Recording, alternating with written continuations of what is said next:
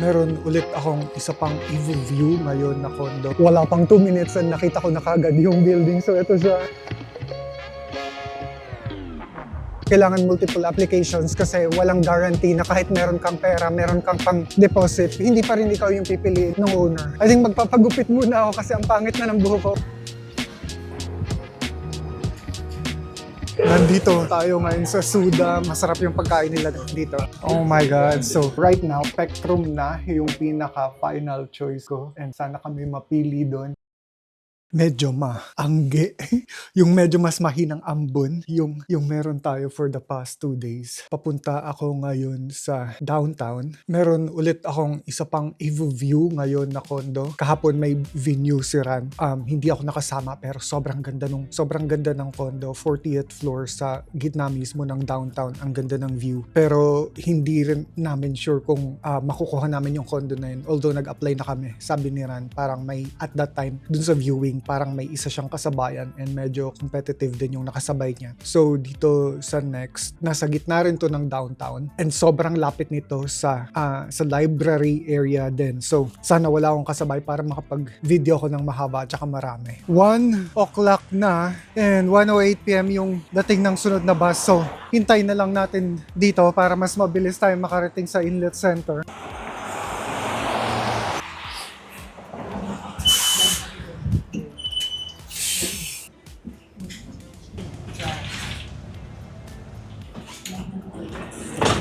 Thank you.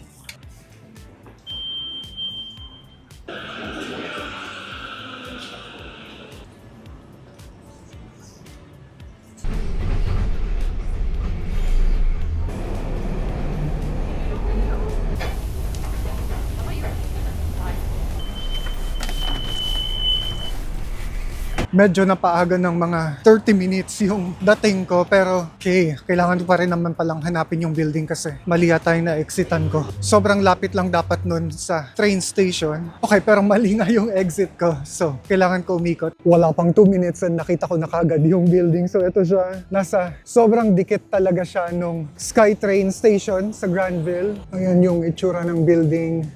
And sa 42nd floor yung unit. So dito merong The Keg Steakhouse and sa kabila yung Winners and ang daming mga shops na katabi. So nandun lang sa unahan yung Microsoft. Sobrang gitna talaga to ng downtown Vancouver.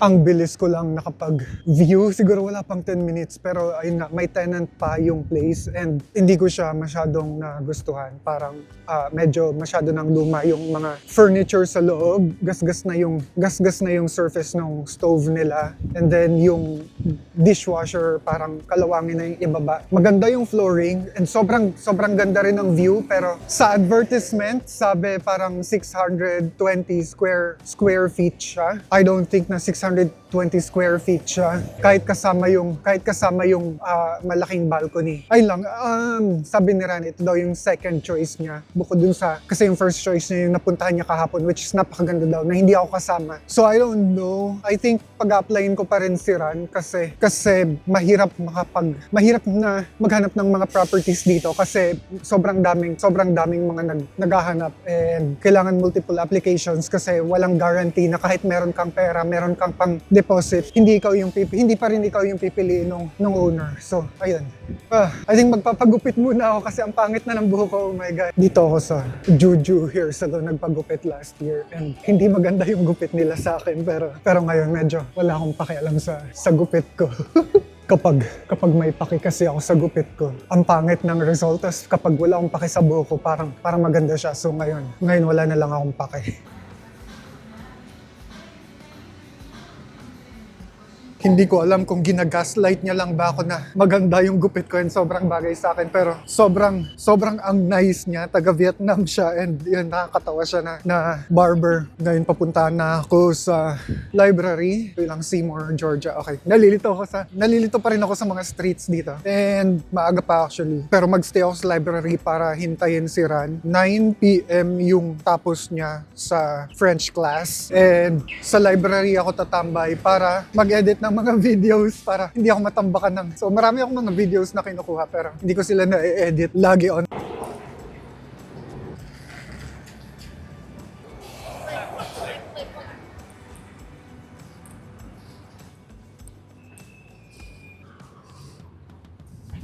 Naglalabasan na rin yung ibang mga tao. So may announcement na magko-close na yung library in 15 minutes hanggang 8:30 p.m. lang siya today. And dito sa area na to, open naman to. Loob pa rin siya ng building pero hindi nagko-close yung pinto doon sa magkabilaan. So pwedeng tumagos. And so pwedeng magstay dito sa loob hanggang sa dumating si Ran. And okay din dito kasi control yung temperature. So hindi ako lalamigin. Kailangan ko maglakad papuntang waterfront kasi doon hihinto yung trend ni Ran. And hindi ko rin sure kung dito kami kakain or sa bahay pero parang mas gusto ko dito na lang kumain kasi tinatamad na ako. Pag halimbawa nakarating kami sa bahay, tatama rin ako magluto. Pero ang ganda tonight. Although ma-fog, I don't think na kita sa camera pero ayan, ma-fog. Hindi masyadong visible yung sky and yung mga taas ng building. Pero it's a pretty night. At least hindi umuulan. No, weirduhan pa rin ako sa itsura ko. Parang feeling ko masyado siyang prim and proper tingnan. Hindi na ako nasanay sa matinong haircut. Well, I think mga 1 week lang naman akong medyo hindi sanay sa ganito. Pero hindi ko na mare-reverse. Dito tayo maghintay sa loob nitong waterfront building station. Kita nyo, yung North Van, ang kapal ng fog. Ang hirap mag-drive ng mga ganitong panahon. Pero commute lang naman tayo today. Parang gusto ko mag-fast food today. Meron ditong A&W. And I'm not sure kung nakakain na ba ako sa A&W ever. Feeling ko hindi pa. And sana umag-agree si Ran. So, nag-fast food na daw si Ran kaninang umaga. So, ayaw niya na mag-fast food ngayon. Ayaw niya na mag-A&W. Naghahanap na lang kami dito ng makakainan na hindi fast food. And so, ito na ang perfect time para gamitin yung gift card na nabili namin sa The Spaghetti Factory. Kasi malapit lang rin yun dito. And $35 yung gift card na yan. I think good na yun for 2 kasi yung meal nila doon na isang complete set na from starter, dessert, and main $18 lang. So sobrang hanggang 9 p.m. lang pala sila. So maghahanap kami ng iba na open pa. Closing sila in 30 minutes and hindi na sila tumatanggap ng customers. Ang ganda ng gabi na to, in fairness. Hindi masyadong matao tonight. Kita nyo yan. And downtown Vancouver to na usually napaka-busy. And hindi rin umuulan. Perfect. Nandito tayo ngayon sa Suda. Masarap yung pagkain nila dito. Thank you. Parang gusto ko tong duck galbi pero parang mas malakas yung tawag nitong hanpan. Hindi ko sure kung lahat ba sila merong stir-fried kimchi, corn and rice. Parang dapat lahat sila meron. I don't know. Kasi yun yung nakalagay dito sa picture. Hello. Yeah. Could we please have hanpan and 2 cokes? Just a regular coke. Bakit walang chopstick? Gusto ko sana tikman yung kimchi nila tsaka itong onion ba to? Hindi, radish na fermented. Mukhang siyang masarap pero wala pala kaming chopstick. Pero may chopstick sa kabilang table. Parang gusto kong kunin yung mga chopsticks sa kabilang table. Thank you. And can we please have spoons and chopsticks? Spoons and chopsticks. Okay. Oh my God, ang laki niya. Thank you.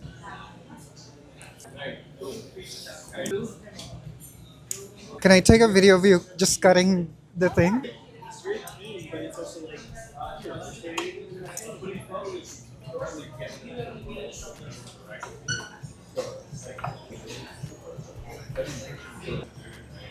Oh my God. So, ito na itsura niya. And malaki siya. Hindi ko sure kung kita sa camera. Pero ito yung rice, kimchi, pork belly, and yung corn and cheese na pinag-mix. Oh my God. Okay, let's go. Gusto ko nang kumain. Pero, this is for you. Gusto ko ng rice. Parang ilang araw na ako. Hindi, nag-rice pala ako kahapon. Oh no, actually hindi. Nagpasta ako kahapon. And so, I think 2 days na akong hindi nakakapag-rice. So, masarap to with pork. Lagyan din natin ng vegetable na may kimchi. And then, itong cheese nila. Hindi ko sure kung kaya ko bang kunin to with just this. Okay, I think kaya naman. Pero, oh my God.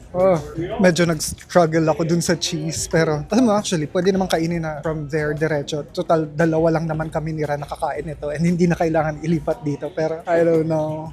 Tikman natin tong pork. Oh my God. Ang sarap. I think mas okay nga kainin yung corn and cheese straight from the pan kasi yung kinuha ko kanina, eto na siya. Isang buong slab na siya. Pero paborito ko dito. Oh my God. Inaantok na ako. Busog na busog ako. And, oh my God, mahaba-haba pa yung biyahe natin papuntang Port Moody, mga 1 hour. 1 hour sa train. Pero, at least pag uwi ng bahay, hihiga na lang. 3 na so far yung in-applyan namin na for rent. And, pero ang pinaka-paborito namin doon so far is yung nandun sa Spectrum. Sana makuha talaga kami doon kasi para siyang, malaki yung space and parang ang bago-bago niya. Sabi nung pinag-rentahan namin, sabi nung broker, 2014 daw na build yung building and hindi kami yung pinakaunang magiging tenant noon. Rhino, good morning. Pero ayun nga, nakita niyo naman dun sa video na ang fresh ng mga kitchen cabinet, ang fresh nung stove nila. Like, ito, fresh din siya tingnan. Maganda rin siya tingnan. Pero luma na rin tong bahay na to. So, well-maintained siguro talaga yung condo na yun. Pero sobrang, I think, may isa kaming kasabay na nag-view ng Spectrum. Tapos, pag alis namin, may entertain pa siyang iba. So, marami kaming kalaban, marami kaming kakompetensya dun sa pag-apply dun. Pero ayun, sana kami mapili. Anong kailangan? Anong kailangan ni Rhino? Gutom na naman? Ikaw yung pinakamatakaw na pusa. Yes. Okay, dahil kanina ka pa clingy. Ito ba ang gusto? Ito ang gusto mo? Gusto mo ito? And, ang lakas maglagas ni Rhino ng buhok. Tingnan niyo to. So parang 5 brush ko pa lang. Ang dami niya na kaagad na na-shed. Here. I'm going to make coffee. Isa to sa mga treats na binibigay namin sa kanya. Pero ito yung pinaka-ayoko kasi amoy patay na daga. Oh my God. You want one? Just one, okay?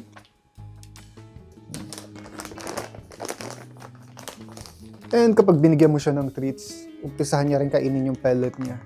Out!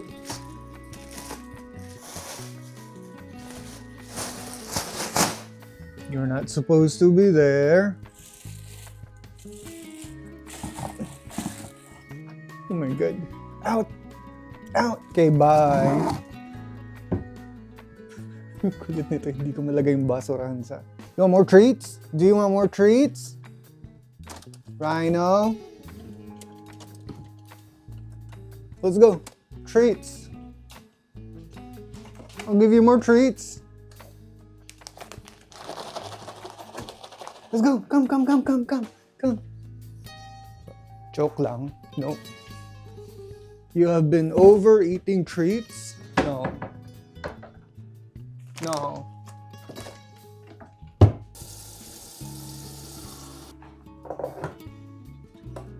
And si Rhino ay isang obese na Russian blue. Hindi siya mahilig magpakarga, pero mahilig siya mangulit. Pero kapag halimbawa dadamputin mo na siya, magre-react siya. Tapos ang dami niya ring static. So kapag gusto ko siyang ganunin,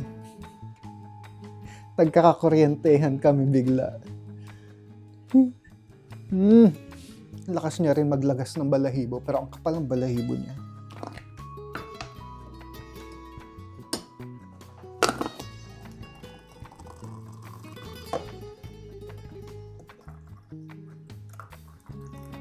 May isa pa kaming i-review next week. Well, isang condo lang siya, pero 3 yung units na available for viewing. So, pupuntahan namin yun. Sobrang gitna lang rin siya ng downtown. And I don't know, right now, parang Spectrum na yung pinaka-final choice ko. And sana kami mapili doon. Pero mahirap maghanap ng mga for rent dito. Maraming competition. Maraming tao rin yung gustong mag-upgrade lagi ng unit na tinutuluyan nila. And so, importante na maraming applications na ma-submit kami para more chances na makakuha ng bagong place. Ayun lang muna for today. Thank you sa panonood. Sobrang na-appreciate ko kayo. Kita-kits ulit next vlog. Bye!